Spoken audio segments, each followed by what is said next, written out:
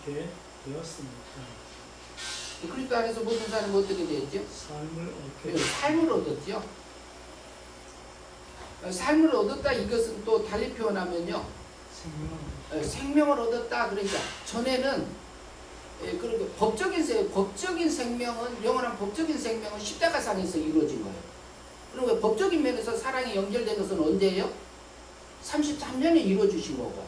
그럼 우리 중생된 영이 거듭날 때, 살아날 때 중생된 영도 영의 하나님의 중생된 영의 생명 안에, 사랑 안에 들어가졌어요.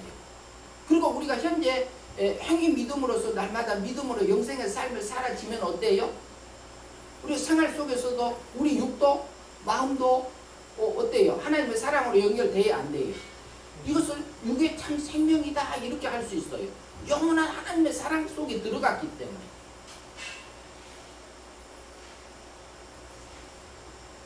최종적으로는 그 부활하여 영화를 누리는 그 삶을 우리에게 주기 위한 거다. 그것이 영광의 언약을 중심으로 해주셨다 이렇게 볼 수 있습니다. 질문이. 예? 질문 뭐라고 하셨어요? 그리스도 안에서는 모든 사람이 어떻게 되었습니까? 그렇잖아요. 모든 사람은 표현이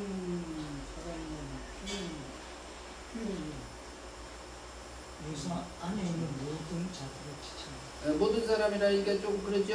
그 성경 본문에서 모든 사람이라고 있어요, 없어요? 그리스도 안에서 그리스도 안에서 모든 그러니까 그리스도 안에 있는 모든 사람 이렇게 보시면 어떨까요? 본문은 우리가 살려야 되지 않겠어요? 그리스도 안에서 여기 이제 앞에 띄워져 있습니다. 로마서 15장 22절에 보면 그리스도 안에서 모든 사람. 그러니까 여기서는 세상의 모든 사람이요, 택자들이요.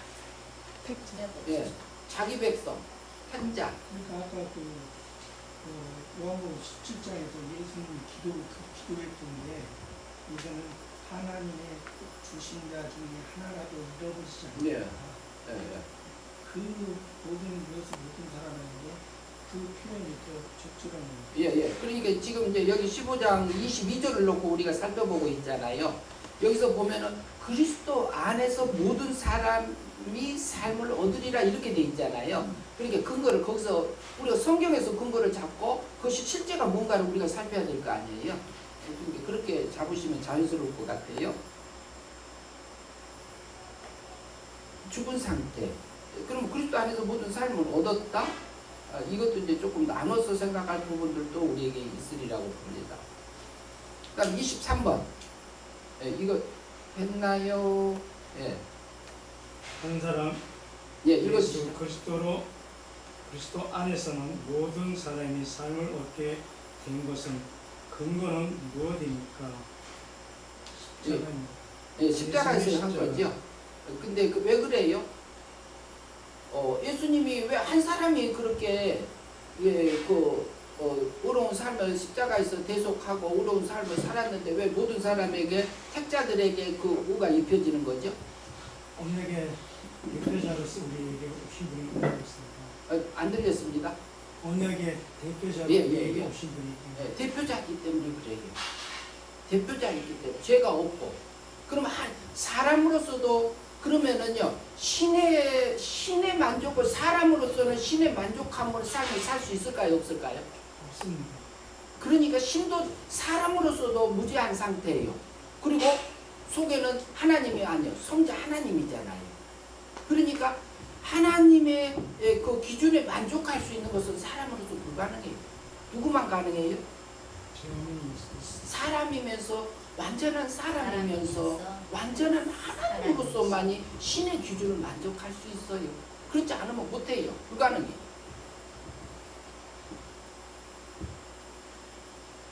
예. 24번. 삶을 얻는 것을 다른 말로 표현하세요. 생명이고 하나님과 사랑의 관계가 이루어졌다. 그러니까 살았다 그러잖아요. 살았는데 뭐냐? 영이 하나님의 사랑으로 연결됐다. 그리고 영이 또 우리가 우리 마음하고 몸이 이용되어져서 행위 믿음을 통해서 실제 열정의 삶이 사라지니까 우리 몸과 마음까지도 하나님과 하나 되더라. 그것을 또 달리 표현하면 그걸 뭐라고 그래요? 영생이라 그러잖아요. 그럼 우리 속에서 주님이 성화된 부분을 하나님하고 하나 돼야 돼요, 안 돼요? 돼야 되지요. 동일하잖아요. 그러면 그렇게 되면 어때요? 내 소원도 바뀌어요. 내 지식도 바뀌어요. 내 목적도 바뀌어요. 하나님의 취미하고 내 취미하고 같아져. 그리고 내가 전에 좋았던 것이 내가 육적으로 세상에 내가 좋아하는 기준이 틀려지고 하나님이 좋아하는 걸로 내가 내 안에서 바뀌어져서 그것을 살게 하세요. 그런데 이것이 보면은 어떻게 보면은 우리의 육체, 우리의 마음을 이용해서 하지만 실제로 보면 죽었던 영을 사망세계에서 생명세계로 옮겨주시고 성신 하나님, 성령 하나님께서는 진리를 깨우쳐 주시는 일을 우리에게 하잖아요. 그리고 또 감화감동도 해줘요. 그러니까 그것에서 우리 마음의 순종으로 함으로써 마음으로 믿어 어디에 이르고요? 위에 이르고 입으로 신해서 실제로 몸이 따라져서 그 삶을 살면 뭐가 된다고요? 구원의 이름. 그 실제로 우리가 주님의 닮아진 삶들을 위해서 나타나더라, 소각원이 드러나더라 이렇게 이해할 수 있잖아요. 거기에서는 행위 믿음으로 우리가 이해할 수 있습니다. 그러니까 믿음이 그 은혜 믿음으로서 영이 살아난 부분에서는 마음으로 믿는다는 것까지도 포함되지 않는 믿음으로 봐야 되고, 그러면 우리가 이제 행위 믿음을 통해서는 여기에서는 우리가 그 마음으로 믿는 부분들을 이용해서 하나님이 해주시는 부분하고 우리가 해주신 우리를 이용해서 하는 부분 둘로 나눠서 볼 수 있습니다. 그러면은 이것을 보면은 신학적으로 보면 무슨 사상이에요? 반민주주의적인 입장에서 보면은 성화구원은 딱 맞아떨어지지는 않아요. 근데 비슷하게 맞아떨어진다 이렇게 볼 수 있을 것 같아요. 근데 영이 살아나는 부분에는 칼빈주의 입장에서 보면 맞는다고 봅니다. 그러니까 하나님 입장에서 보여지는 부분들은 영이 살아날 때 부분에서 우리가 이렇게 연결을 하면 자연스럽게 볼 수 있을 것 같고요. 그러나 성화적인 부분에서는 안민주의, 예수제 그런 입장에서 봐도 그쪽에서 보면은 자연스러울 거라고 봐요. 근데 칼빈주의는 칼빈주의 한 부분만 얘기하고 알미니아주의는 알미니아주의만 얘기하기도 해요. 그러나 이게 칼빈을 통해서 하나님께서는 하나님 입장에서 택자들을 구원을 어떻게 하셨는가를 이렇게 보게 하셨고, 알미니누스를 통해서는요 사람 입장에서 어떻게 했는가 이 부분들을 중점적으로 보게 했다. 긍정적으로 볼 때는 그렇게 볼 수 있습니다. 근데 그것을 어느 입장에서 봤냐? 그럼 그것을 그렇게 보게 한 것도 누가 하신 거예요? 하나님의 성령 가운데서 하신 거잖아요. 그러니까 우리가 그 부분을 통해서 하나님이 어떤 부분을 우리에게 드러내주고 있는가 이것을 생각할 수 있을 것 같아요. 그렇게 되면은 더 밝아지고요. 칼빈주의 쌀 필요 없고 알미니안주의도 쌀 필요 있어요, 없어요? 쌀 필요 없어요. 칼빈을 통해서 이 부분을 드러내 주셨고, 하나님의 절대 주권적인 입장에서 우리를 구원해 주는 부분, 알미누스를 하나님이 해주시는 부분들하고 인간이 할 부분들이 합쳐져서 성화적인 부분을 우리가 하나님께서 이렇게 해주는 부분으로 이해를 한다면은 전혀 다툴 일이 없지 않겠느냐, 조화되지 않겠느냐 이렇게 생각을 해봅니다. 예, 그 다음 설명 읽어주시죠. 위 구절에서 그리스도의 속죄 계획을 언약의 대표자로 성취하신 것은 성경 말씀대로 이루어진 것이다. 예, 실제로 약속을 했고 언약을 맺으시고 실제로 오셔서 그것을 이루어 주신 것이잖아요. 예. 그다음에 26번 질문 읽어주시죠. 25번 영광의 언약. 6번을 먼저 읽어주시고요. 26번. 그리스도께서 이 세상에 오시기 전에 자기에게 주어진 약속에 대하여 자신의 표현으로서 보세요. 예, 이것은 조금 앞에 이제 올렸습니다만은요, 띄었습니다. 예, 무슨 언약이라고 볼 수 있을까요? 예. 그러니까 이것은 뭐냐면은 그 영광을 입혀주되 뭐예요? 그 신의 세계에서 볼 때는 영광의 언약이고, 그리고 세상에서 그리스도가 오셔서 성자 하나님의 그리스도의 직분을 가지고 오셔서 육체를 입고 오셔서 이루시는 과정적인 면에서 보면 어떤 언약이요? 속죄 언약이다 볼 수 있어요. 근데 방편적으로는 우리에게 입혀주는 것이 어떤 면에서 입혀줘요? 은혜적인 면에서 입혀줘요. 그러니까 또 그것을 은혜 언약이다 이렇게 표현할 수도 있습니다. 그 다음에 25번 질문 뒤집었습니다. 읽어주시죠 한번. 마지막 질문. 영광의 언약을 자신의 표현으로서 쓰세요. 네, 영광의 언약. 예. 영광의 언약은 뭘까요? 한마디로 말하면 말씀은 택자들에게 무엇을 입혀주는 거예요? 영광을 입혀주기 위한 언약이다 이렇게 정리할 수 있어요. 그리고 뭐라고 할 수 있어요?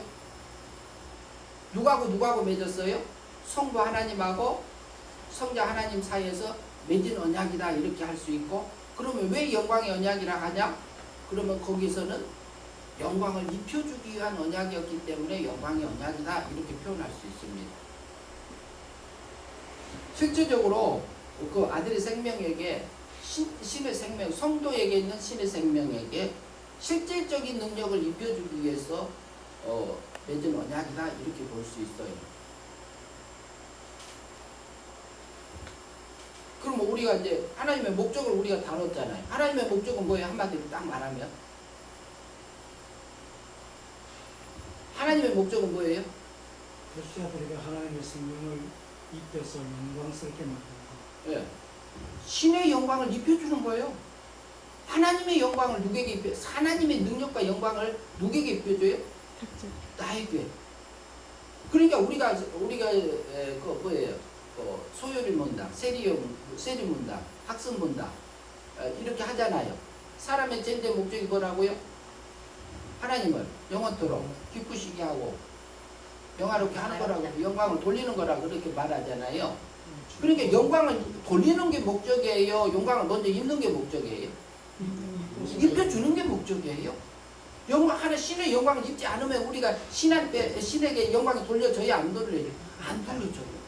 돌려지지 않습니다. 내가 신의 은혜를 받았을 때 감사가 나오잖아요. 그게 목적이지 우리 영광 돌리는 자체가 목적 아니에요. 그것은 부가적인 거예요.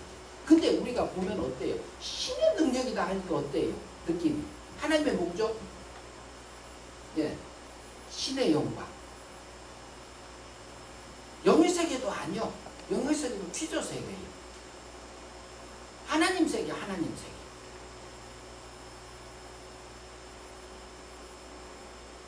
예, 그래서 하나님, 우리가 신의 능력이다, 영광이다, 이 느낌은요, 굉장히 세상에서 화려하게 이렇게 왕자로서 사는 사람들의 누르는 사람들을 우리가 직접 모르겠어요. 여기서도 그렇게 살았던 분도 있을 수도 있겠지만, 그런데 우리가 드라마를 통해서 보면 어때요? 굉장히 상상도 초월하게 사는 사람들 영화나 이런 것을 통해서 볼 때 있지 않으세요? 그것은 그 자리에 가본 사람만 알아요. 그것도 물질세계에서 느끼는 겁니다. 근데 신의 세계, 우리가 은혜를 받고 신의 영광을 받고 느끼고 신의 사랑을 느껴서 느꼈을 때의 그 기쁨, 그 감사, 사람의 마음을 뭐라고 표현하나요? 그 욕심이 많다고 해서 뭐라고 표현하잖아요. 무적행이라고 표현하잖아요. 무적행이라는 말은 무슨 말이에요? 밑이 없는 구덩이다, 웅덩이다. 근데 사람의 마음에 그 욕심을 채울 수 없는데 채워져요, 안 채워져요? 채울 수 있어요, 없어요? 사람으로서는 안 채워져요. 그러나 채워질 때가 있어요. 신의 사랑을 내가 입으면 그때 채워져요. 신의 영광이 내게 입혀지면 내 마음이 꽉 차서 부족함도 없고요. 여기 원망 불평도 없고요. 그때만은 온전히 채워져서 하나님을 찬양하는 그때가 있어요. 우리가 순간순간 있잖아요. 길지는 않더라도. 그래도 좀 길게 갈 때도 있지만.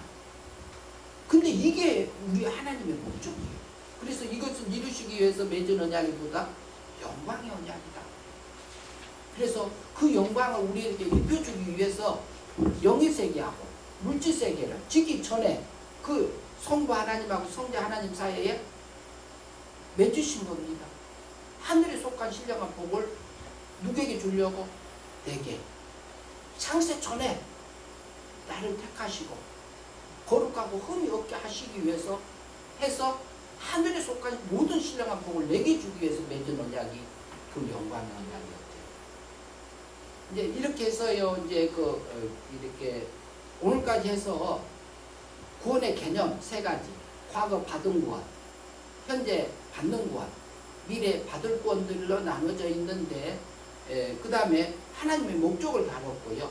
그리고 하나님의 목적을 이루시기 위해서 맺은 영광의 언약, 그 다음에 속죄 언약, 은혜 언약적인 면에서 이렇게 다뤄졌습니다. 그러면 다음 주에 이제 한과를 하면은 1권이 끝납니다. 1권이 끝나고, 그래서 그 부분도 준비해가지고 오시면 되겠습니다. 질문할 거 있으면 질문하시고, 없으면 마치겠습니다.